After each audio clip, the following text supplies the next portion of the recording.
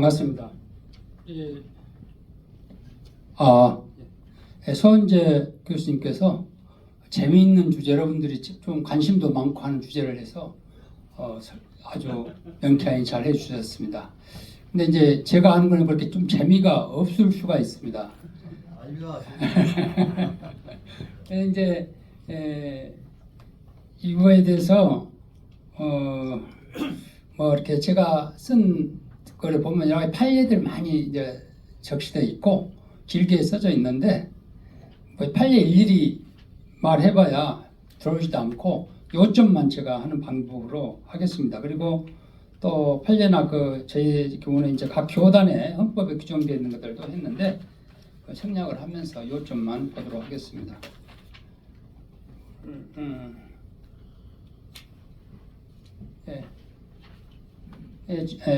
순서는 이렇게 문제 제기, 교인 합정의 필요성, 교인의 자격과 지위, 교인의 복적과 복권, 교인의 합정과 심사, 그리고 결론으로 하도록 하겠습니다. 먼저 이제 문제 제기인데요. 교회는 뭐냐 하는, 여러분들이 교회는 이게 크리스찬들은 예수 그리스도를 구주로 시인하고 고백하는 성도들의 모임이죠. 그리고 예수 그리스도를 머리로 하는 성도들의 모임입니다. 그런데 이제 그런 신앙적인 것이고 일반 법적으로 사회법적으로는 교회가 그러니까 이 신앙적으로는 교회의 주인은 하나님이고 예수 그리스도고 머리인데 사회법적으로는 하나님이 주인이니까 하나님 마음대로 한다. 이게 안 통합니다. 그런데 법으로서는 사단이라는 건데요. 이제 교회라고 다 사단은 아닙니다. 사실은 사단으로 구성되어 있는 게 아니고 카톨릭 같은 데는 재단법인 형태로 사실 운영되는 거예요. 물론 사람들 모임에서 하고 하는데 교인들이 권리가 없어요. 카톨릭 같은 데는 신부에 대한 권리도 없고 교회 재산에 대한 권리도 없습니다. 재단법인으로 되어 있거든요. 그리고 또 불교에도 뭐 조계종 종단 이 재단법인 형태로 되어 있습니다. 그래서 제가 이제 보면서 교회가 왜 이렇게 분쟁이 많냐?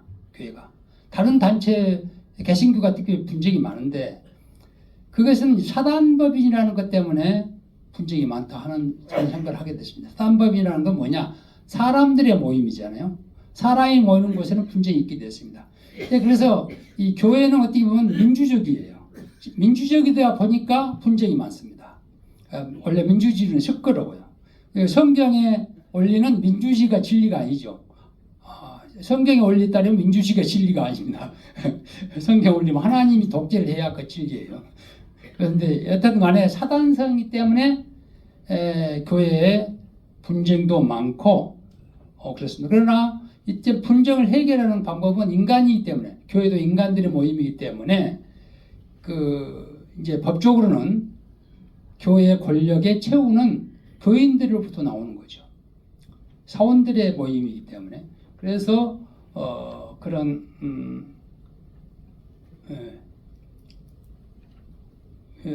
그런 문제점이 있다는 겁니다. 그래서 왜 이렇게 되냐? 교회 좀 이상하다.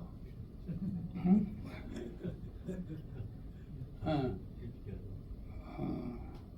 뒤로 가는데 그게 법적 교회 법적으로 비법인 사단이라는 점 이것이 이제 그게 본래인데 비법인 사단으로 우리나라에 이제 판례가 우리나라 교회 중에서 법인으로 하는 교회도 있습니다. 그리고 어떤 법인이 교회를 만든 경우도 있어요. 저기 제주교에 보면 방주교회라고 있는데 거기는 법인으로 돼 있어요. 근데 그 목사님이 이 비법인 사단이라는 걸 내세워가지고 자기가 담임 목사인데 어떻게 이사회에서 나를 갈 수 있냐? 그는 법인에서 이사회에서 담임 목사를 뽑거든요. 그러냐 해가지고 소송이 들어오고 그랬습니다. 그래서 제가 그걸 이제 맡아서 했는데 거기는 법인으로 되어 있습니다. 그러니까 법인 교회라고 다 비법인 사회인 거 아니에요. 비법인 사회라는 것은 판례가 보통의 형태, 우리나라에 있는 일반적인 교회 형태가 비법인 사회로 되어 있다 해서 비법인 사회. 그러니까 교회도 사단 법인으로 할 수도 있고 또 재단 법인으로 또 할 수는 있습니다. 그래서 그렇게 되면 교인의 권리가 많이 축소되죠. 그런데 이제 그렇게 되면 아까 우리 말씀하셨는데 우리 서훈정에서 말씀인데 법인화 시킬 때 이제 문제점이 국가의 간섭을 받게 되는 거죠. 법인의 인가부터 해서 이제 법률을 받기 때문에 교회에서는 되도록 법인화를 안 시키려고 하는 게 이제 일반 교회입니다. 그러니까 교단은 또 이제 교단도 교회를 법인화 안 돼 있고 유지대단만 법인화해서 운영하고 있는 게 우리 한국 교회의 실체라고 볼 수 있습니다. 그래서 이제 이 분쟁이 많은 것은 사단이기 때문에 그렇다. 그러면 그래서 교인들로 구성된 단체니까 모든 의사 결정과 운영의 핵심은 교인들이 하는 겁니다. 그래서 교인의 확정이 중요하다. 그런데 교인 확정할 때 중요한데 실제로 어려움이 많다는 겁니다. 확정하는데. 왜냐하면 우리가 이제 교인들을 명확하게 하지 않습니다. 각 교회마다 교인을 많이 늘려야 되잖아요. 부흥하려면 교회를 늘려야 됩니다. 근데 교인들은 어떻습니까? 어제 나왔다 오늘 안 나올 수도 있고 오늘 나왔다가 내일 안 나올 수도 있고 우리 교인 확정하기 어려워요. 그리고 이런 것 때문에 이제 확정이 어려움. 그러면 아까 말했듯이 종교단체의 자율성과 국가 부가수 원칙, 그다음에 교회 행정의 미비 또는 그다음에 법칙의식 부족 이런 또 다양한 교인 유형. 교인에 보면은 뭐 세례교인이 있고 뭐 학습교인이 있고 또 뭐 유아기 세례교인이 있고 뭐 여기 교단마다 여러 가지 이제 규정이 있는데 교인이 도대체 뭐냐? 그러면 교인의 모임이라는데 누구들의 모임이냐? 뭐 세례교인의 모임이냐? 등록교인의 모임이냐? 이런 이제 어려움이 좀 있습니다. 그런 것 때문에 문제가 많은데 그래서 교인 합정이 어렵다 하는 겁니다. 교인 합정이 교회 권력은 교인들로부터 나오는데 일반 법적으로는 교인 합정이 어렵기 때문에 분쟁이 많고 또 그것이 어려움이 있다는 점을 말씀드리겠습니다. 그 다음에 그래서 교인 합정의 필요성은 그런데 교인총회의 결의사항이 많아요. 예산 결정, 지원선거, 정관 개정, 재정 개정, 교화 탈퇴, 변경, 지산점 등 많은 교인 총회 결의사항이 많다. 그래서 교인 합정이 필요하다는 겁니다.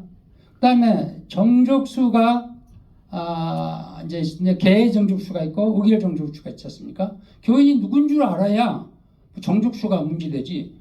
교인이 누군지도 모르는데 정족수 아무리 많이 말해봐야 소용이 없지 않습니까? 그래서 정족수 충족이 전제가 되기 때문에 교인 합정이 필요하다. 그래서 이 교인 합정은 총회 결의의 유효성 판단에 중요한 기준이 되고 또 이 교인이냐 아니냐 하는 것이 사법 심사의 대상이 된다 하는 이 판례가 있습니다.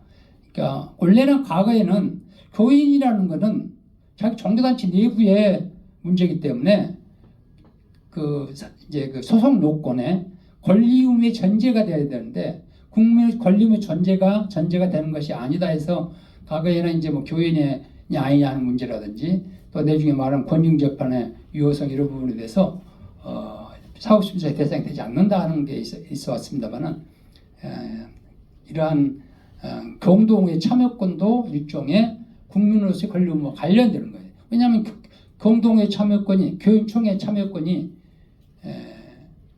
통해서 교회 재산의 문제라든지 또 담임 목사 청빙이라든지 여러 가지 우리 국민과 일반 생활과 관련이 있기 때문에 이제 그 소송 요건이 된다고 이렇게 판단하고 있습니다. 그 다음에 이제 교인 합정의 필요성을 했고 그 다음에 두 번째로는 교회 재산기술 결정에 아까 말씀드렸듯이 교인이 아니냐가 중요한 거고요. 그 다음에 권리의무의 주체 확정. 교인이 되면 교인의 권리가 있거든요. 또 교인으로서 의무가 있는데 그럼 도대체 교인이 누군데 권리가 있고 의무가 있냐 합정하기 위해서 필요한 겁니다. 교인의 권리는 일반적으로 성찬 참여권, 공동의 회원권, 피선거권, 재산차익권 등이 있고 교인의 의무로서는 예배 출석 의무, 헌금, 봉사 의무, 치리 법정 의무 등이 있습니다. 이 경우 이제 교인의 권리와 의무를 합정하기 위해서 교인이 합정이 필요하다 하는 겁니다.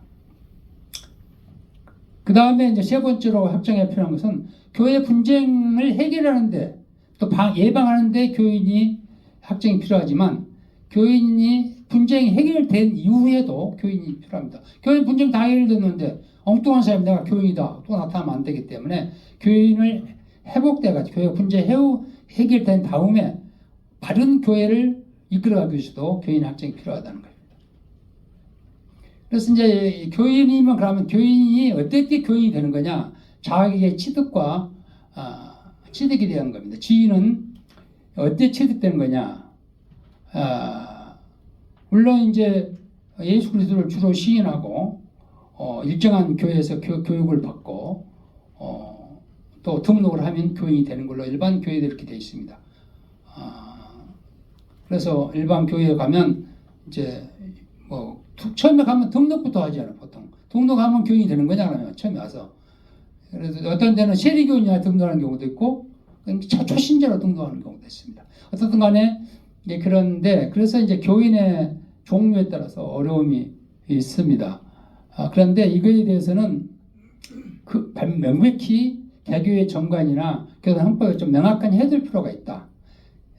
헌법에는 일반적으로 다 되어 있습니다. 교인의 종류가 뭐 세례교인, 합숙교인 뭐 이런 식으로 되어 있는데 또 이것이 구체적으로 적용하는 데는 또 어려움이 있습니다.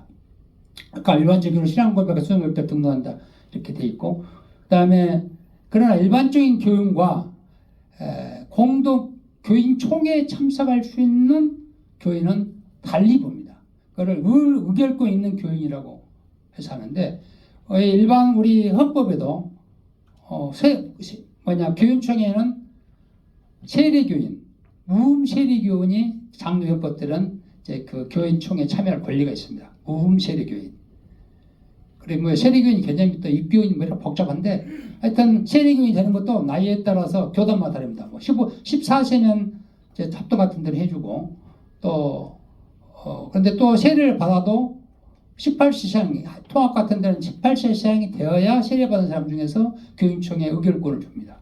그래서 좀 교인총회 의결권이 교단마다 나이에 대한 차이도 있고 이렇게 됐습니다. 근데 여기서 세례받은 데인 건데 무흠 입교인이라고 되어 있습니다. 무흠. 무흠이 뭐냐? 무흠이 뭐냐? 이것도 또 논란이 있어요. 무흠은 일반적으로 아마 교단의 헌법에 일 때는 교단의 제재를 안 받는 권징 재판을 안 받는 것을 보통 무흠이라고 봅니다. 그런데 사회법적으로 뭐 절도를 했다. 그럼 교회에서 교회 할 수 없느냐? 그런데 어떻게 보면 또 세상적으로 그러면 별도했으면 1년째를 절도했는데 회개했는데 회개하고 세례 받았는데 이게 또 안 되는 거냐? 이런 문제가 생길 수가 있어요. 감독회장 직무집행 정지가 된 적이 있었습니다. 뭐 여러 번 됐는데 한 번 된 이유 한 때는 뭐냐면 총회장, 감독회장으로 입후보한 분이 명예훼손으로 벌금형을 받았어요. 그거를 이제 무흠이라고 해가지고 그 선거관리원에서 받아주지 않았어요.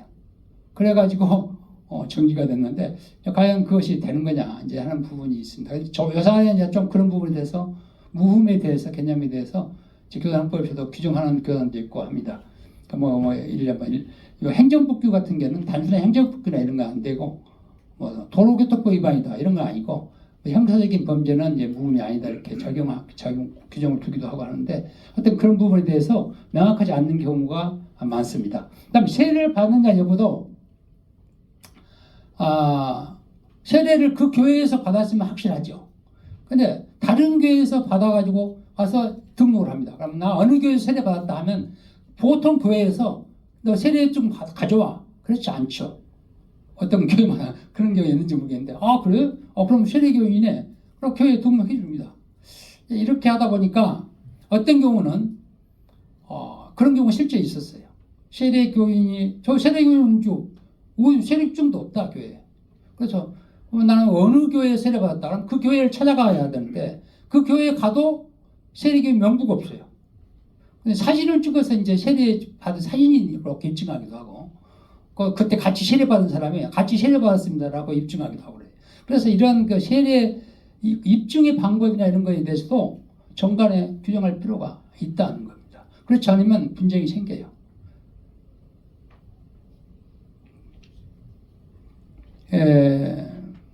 근데 주요 교단별 교인 공동의 회원 자에게 이런 것은 좀 있는데 생략을 하겠습니다.